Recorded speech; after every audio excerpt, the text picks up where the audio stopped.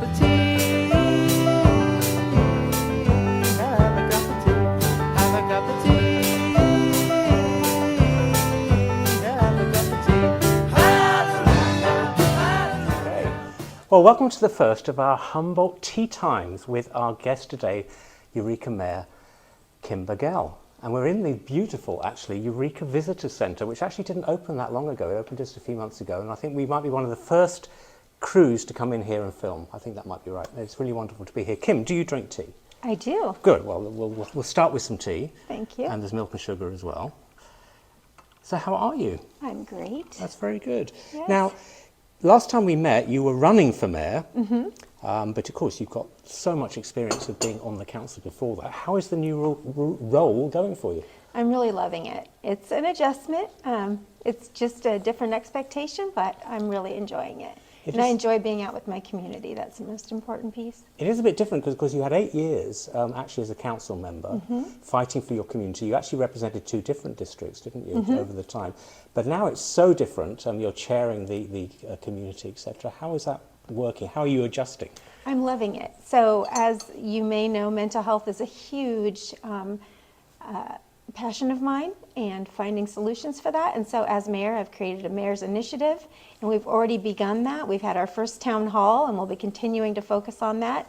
So that's one of the gifts of being the mayor, is that I get to pick something that is very important to me and work on that and really educate the public about it. This is an exciting new initiative. It is. So what would you say would be your proudest achievement for when you were on the council? Oh, wow. Oh, I would have to say hands down it would be Tallawat, the return of Tallawat Island. That was a very meaningful and powerful experience that will be with me the rest of my life. You know, the best thing that ever happened besides the birth of my 2 children. Certainly, yeah, an opportunity for healing.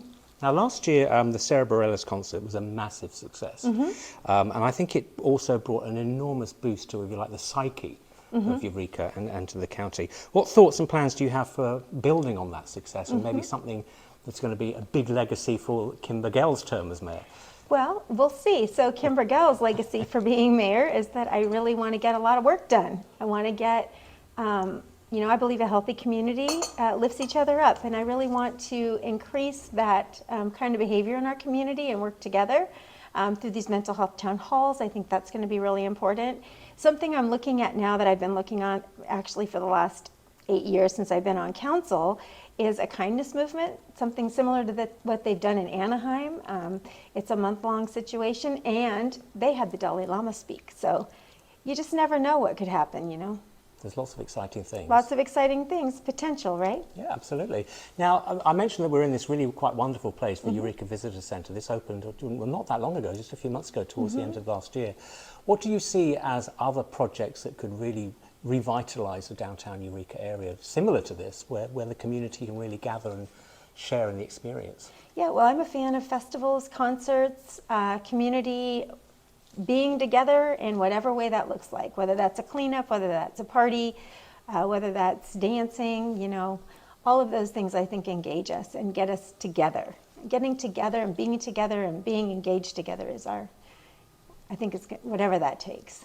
Now, I know a lot of people do have a lot of concerns. It's something I hear quite a lot. There are a lot of areas downtown particularly that are empty, storefronts that are not being used. What do you think can really be done to sort of bring that back? I mean, I know COVID had a huge impact on that, obviously, but what we can do as a community to bring that feeling of vibrancy back? So that's a great question. What I would say is some of the buildings, you know, they have to do with tax credits and people unwilling to rent, or the rents are too high. So that's one situation that's problematic, and we're looking at that. And then I love how, you know, several years ago we started doing the pop-up art in the different buildings, you know, and really embracing what we're good at. Eureka's art rich, we're architectural rich, and so bringing those things to availability is really important. Now, Arts Alive is a wonderful thing, and I know when I first moved here, it hadn't been happening because of COVID, and people were so excited to bring it back. But you're right, because that does bring the community together, and art is a great way of bringing people together. Absolutely. Friday night markets are going to be coming soon, Thursday night concerts. There's always something fun happening in Eureka. Sometimes you have to look, But you can look at my Facebook page and you'll find a lot of things to do. Absolutely, and we've had Amanda Krischke on to, I've interviewed her a few times, and we're going to bring her onto Humboldt today as well, and have a nice cup of tea with her as well, so she can talk to us more about some of the things that are going on. Now, when you and I first met, and I reduced you to tears, Yes. you were dealing with a really big issue, and that was a very large homeless encampment that was being cleared out. And there was a lot of very divided opinion about that day. People were protesting that these people had nowhere else to go, but you had a very pragmatic approach in saying, we are offering solutions. But the homeless situation is something that's very strong in Eureka and is problematic. Where do you see this developing? How is this going to be resolved? So I would say that the homeless problem is not a Eureka-centered problem. It's certainly a nationwide problem and probably bigger than that. And I'm proud of our city. I'm proud of the work that we've been doing to remedy the situation. We just recently opened a warming center with a church, Lifehouse Church, and I got to go out Friday night and to engage people to try and convince them to go to this shelter, this center. And it was really great to be engaged with that community as well. But I do want to tell you that, out of all the people that we talked to, 1/3 went into the actual center. So there's, 2/3 of the population that don't trust or that aren't willing to change yet. So continuing to make those connections is going to be just so important. We have things happening with Uplift Eureka all the time. Today I just went to Pathways to Payday and I got to watch a lot of people come in to a program that could change their lives, with a 90% success rate and getting people jobs, Again, lifting people up and not exploiting them on social media during a mental health crisis. Nothing bothers me more than that. It's so annoying. No, it was a very difficult day, absolutely. That was definitely a difficult day. Yeah. And, the situation there was that the people out there had been reached out to many times, offered services many times. And unfortunately, and we've talked about this before, you can't manufacture willingness. You just can't do it. And that's unfortunate. But what we can do is make connections with people and be kind so that when those moments come and they are ready, they know that there's a trusted place and people do support and care about them.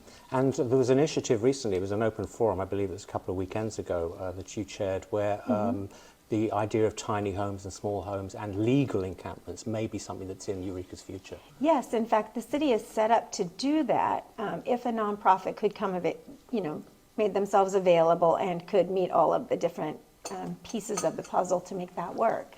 And so, that's one of the gifts and one of the things I love about our city is that we're constantly working to improve and find new solutions in things that just seem so overwhelming and that there wouldn't be anything. And we just keep hitting the rock, we keep trying, and eventually we keep chipping that rock away. And, working together, we're going to have a better city because of it. You seem a very positive person, always. Whenever I encounter you, you have a positive attitude. Even to problems that may seem insolvable, you have a positive solution to it. Is that just Kim? It is, yes. I believe as long as people are breathing, there's hope, and if I can show up in that way and be a support to people, I'm going to do that because, that's what we do for each other. Now, when your term ends eventually, will you go back onto the council, or is that too far away in the future for you to decide what you want to do? Oh my gosh, that's so far away. Exactly. I'm going to probably be old by then. You'll never be as old as me, so don't worry about it. That's true. I won't catch up with you for sure. So, Kim, tell us about your mental health town hall. It was fabulous. So we had 4 different speakers. We collaborated with the Department of Health and Human Services. It was Mental Health 101, so it talked about a plethora of ideas and how that looks from different perspectives. We had NAMI there. We had Commander LaFrance from the police department, the public defender, and then Mark Lamers from Department of Health and Human Services. So it was a very robust conversation. And here was the amazing part that I love so much is that people were heard and that people were respectful. It's a very difficult and challenging topic. And people were willing to be vulnerable and to put themselves out there in a way and be respected. There wasn't in fact, there wasn't any negativity that, tends to happen at council meetings sometimes. And I'm looking forward to our next one, which is going to be around June 3rd. So we'll be doing these quarterly and engaging the community and showing opportunities that people can get involved, because there's so many ways that you can get involved in our city to make it a better place, and we'd love to have you. So pick up an oar. And by definition, being a town hall, it is open to everybody to come. Open to everybody, yes. And there were a lot of people there. We had tacos, which I think helped. Esmeralda's tacos, delish. Yeah, They should have had tea. we should have had to. We Tea had next coffee and water, Tea next time. and we had NAMI and the Hope Center tabling. Yeah. So there's going to be a lot moving forward with that, and I'm just so grateful and thankful to all who showed up and were respectful and made that happen. Fantastic. Yeah. Well, Kim, it's lovely to meet you. Thank you for joining us for Humboldt Tea Time. You're welcome. Did you drink your tea? I'm drinking Are you my a tea drinker? I am a tea drinker. There you go. Well, thank you so much for joining us on Humboldt Tea Time. Thank you to the Eureka Visitor Centres for hosting us today. It's a pleasure to be here, and we'll see you again for the next Humboldt Tea Time soon.